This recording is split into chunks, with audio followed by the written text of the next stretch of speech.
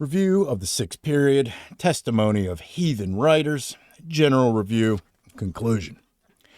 Review of the Sixth Period. 1. The termination of the Sixth Period, which closes the century, finds the four Gospels and the Acts of the Apostles coming into general circulation with most of the other New Testament writings. The condition of the Church in reference to the New Testament books at the time is well summed up by Reverend Dr. Davidson in the closing paragraphs of his 2 volumes of Introduction to the New Testament. The following propositions, says he, are deducible from an impartial survey of the history of the first 2 centuries. The propositions condensed are as follows.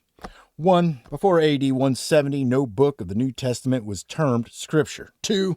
No certain trace of the existence of the 4th Gospel till after Justin Martyr. This proposition might, with equal truth, be applied to the Synoptic Gospels in their present form. 3. The Gospels of Matthew and Mark cannot be identified with the logia of Matthew and the things said and done by Jesus, which Mark wrote, mentioned by Papias. 4. The writings of Paul were either not used or little regarded by the prominent ecclesiastical writers of the first half of the 2nd century. After AD 150, they began to be valued. 5. The present Gospels did not assume a canonical position till the later half of the 2nd century. 6. No canon of the New Testament, i.e. no collection of New Testament literature like the present one supposed to possess divine authority, existed before AD 200. Davidson's Introduction to the New Testament, Volume 2, page 520. The last proposition cannot be accepted without some hesitation. The reader will remember the words of Tertullian written about the year 200. The law of the prophets, she, the Church of Rome, unites in one volume with the writings of evangelists and apostles, etc. There is reason to believe that very soon after the 4 Gospels appeared, somewhere between the years 180 and 200, they were published under the authority and by the direction of the Church of Rome in a volume with the Old Testament and with the other New Testament books in circulation. 2. Closely following the introduction into general circulation of the books mentioned was the establishment of the supremacy of the Bishop of Rome over the entire Catholic Church, the Gospels of John and Matthew being used as powerful agencies in the consummation of that object. Not that the Gospels were considered of higher authority than the traditions of the Church, but those traditions themselves were established upon the firmest foundation by the sanction of Gospels bearing the names of 2 of the apostles of Jesus. And here it is worthy of remark that while in the earlier Gospels attributed to Luke and Mark, neither of whom was an apostle, had been recorded the older legends and traditions of the churches, when, to aid the Bishop of Rome in assuming authority over the entire Christian world, it was thought necessary to have still other Gospels. They were both attributed to apostles of Christ. Heathen writers. Something is said in almost every complete work on the canon concerning the evidence of heathen writers. Such evidence is absolutely of no value in reference to the canon, because no mention is found in any heathen writer of any of the Christian writings before they were referred to by the Christians themselves. Celsus, who, as quoted by Origen, is perhaps most relied upon as referring to the New Testament books, does not appear to have written the work cited by Origen, the true word, until early in the 3rd century. There is, however, important evidence concerning the life and death of Jesus at the time claimed by the Christians, facts which have been disputed by some learned writers. General review, conclusion. In taking a general review of the first 170 years of the Christian religion, the first thing that strikes the mind is the dearth of material from which to construct a reliable history. It is seen at once how much must rest upon probability in its different degrees, how much must be relegated to the province of speculation. The works of the only church historian who wrote during that period, lost or destroyed, the few fragments that are left being of comparatively little value, the writings of Porphyry and others who wrote against Christianity, and those of the heretic Christians, all destroyed. There remain only the works of some of the Orthodox fathers and the text of those in a mutilated and corrupted condition. As from a few bones the scientist can reconstruct the entire anatomy, so from these fragments can the historian arrive at the framework of the Orthodox religion of the 2nd century. but the complete and living form of Christianity is wanting.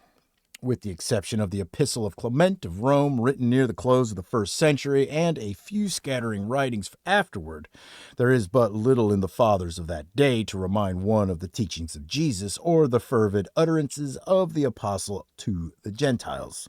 The fathers of the 2nd century were, with united energies, engaged in the work of suppressing heresy. Justin Martyr was writing against the Jews, Tertullian against Marcion, and Irenaeus against all the heretics. This raid against those who differed from the established faith left but little time to cultivate the more kindly Christian graces, and finally culminated in the establishment of a power which should be competent for the suppression of heresy by force. The teachings of Paul concerning heresy and his bitter denunciation of heretics contributed largely to this result. Another thing that strikes the attention in a comprehensive review of the period is the ignorance and superstition even of the most enlightened and best educated of the fathers. Their bigotry has been noticed, their ignorance and superstition were no less. With rare exception, they were men who utterly despised that learning of the heathen which consisted in attempts to ascertain the laws of the material universe, construing in the narrowest and strictest sense the maxim that the wisdom of his world is foolish with God. They confined themselves almost exclusively to an exposition of the Jewish scriptures and of the sayings of Christ construed in the light of those scriptures, drawing oftentimes in the application of the prophecies the most fanciful and whimsical analogies. Their credulity was unbounded. They had a sublime disregard for truth, not so much from perversity as from carelessness and indifference to its sacred character. Their unscrupulousness when seeking for arguments to enforce their positions is notorious, as well as the prevalence among them of what are known as pious frauds. Jones, himself a zealous Christian writer, says that Justin Martyr, Clemens Alexandrinus, and Lactantius made use of testimonies out of forgeries and spurious books to prove the very foundation of the Christian revelation, and it is believed on good grounds that Irenaeus was no better. This father, while engaged in the introduction of Gospels, which show that the ministry of Christ lasted from 1 to 3 years, not longer than 3.5, himself declares that it lasted about 20 years, and that he had the tradition from the elders of Asia, who had obtained it from John and the other apostles. Such is the material at the hands of the historian. Of course, he cannot rely implicitly upon the unsupported assertion of any such writer for the truth of any historical fact whatever. When every instance he is obliged to scrutinize carefully and endeavor to ascertain whether any ulterior motives may have prompted whatever statement may be under consideration. If he can find none, and the fact stands uncontradicted by other writers, it is cautiously accepted. Under such circumstances, progress is slow and uncertain. The most that any writer can hope to accomplish is to place in proper shape what is already known and to establish here and there a landmark for the benefit of subsequent historians.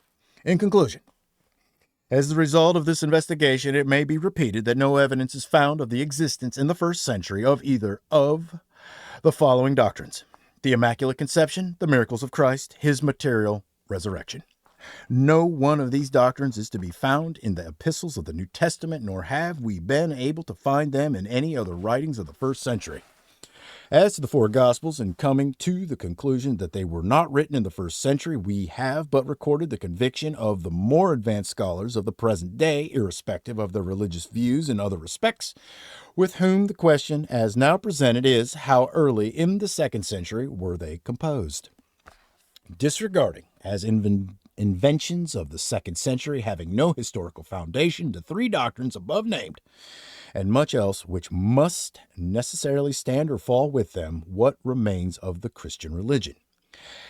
All that is of any value, all that is in harmony with the immutable laws of the universe, all that is accord with the eternal principles of right and justice still remains. All else is fast pacing away and is destined to pass away forever. All right, that's it.